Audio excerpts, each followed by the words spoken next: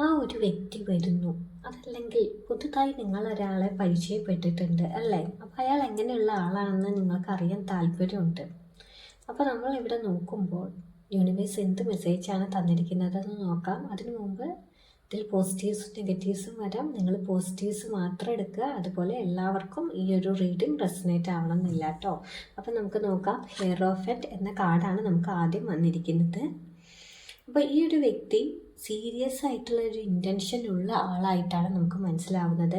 വാല്യൂസിനൊക്കെ ഒരുപാട് പ്രാധാന്യം കൊടുക്കുന്നുണ്ട്. ഇയാൾക്ക് ഒരു കമ്മിറ്റ്മെൻറ്റ് അല്ലെങ്കിൽ ഒരു മാരേജ് മൈൻഡ് സെറ്റാണ് ഇവിടെ ഉള്ളതെന്ന് നമുക്ക് മനസ്സിലാക്കാം. ഒരു ഫാമിലി ഓറിയൻറ്റഡ് ആയിട്ടുള്ള ഒരു വ്യക്തിയാണ് ഇയാൾ. ടൈം പാസിന് വേണ്ടി ഇവിടെ ഒന്നും പ്രവർത്തിക്കില്ല എന്നാണ് നമുക്ക് കാണുന്നത്.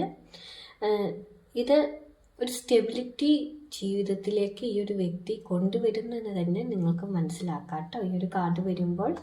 പിന്നീട് ഏജ് ഓഫ് കപ്സ് ആണ് നമുക്ക് വന്നിരിക്കുന്നത്. വളരെ പ്യുവർ ആയിട്ടുള്ള ലവ് ആണ് എന്നാണ് നമുക്ക് മനസ്സിലാവുന്നത് നിങ്ങളിലേക്ക് വരാൻ പോകുന്നത്. അതുപോലെ തന്നെ ഒരു ജെന്യുവിൻ ഇമോഷൻ ആണെന്ന് തന്നെ പറയാം.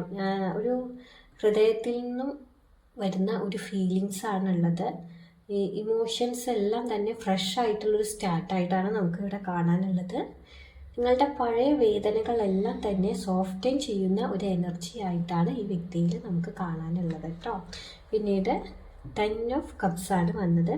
അപ്പോൾ ഒരു ഇമോഷണൽ ഫുൾഫിൽമെൻറ്റ് ഈ വ്യക്തിയുമായിട്ട് നിങ്ങൾ ഫ്രണ്ട്ഷിപ്പ് ആവുകയാണെങ്കിലും അല്ലെങ്കിൽ ഈ വ്യക്തിയെ നിങ്ങൾ മാരേജ് ചെയ്യാൻ ഉദ്ദേശിക്കുകയാണെങ്കിലും ഒക്കെ നിങ്ങളിലേക്ക് വരാനുള്ളൊരു സാധ്യതയാണ്.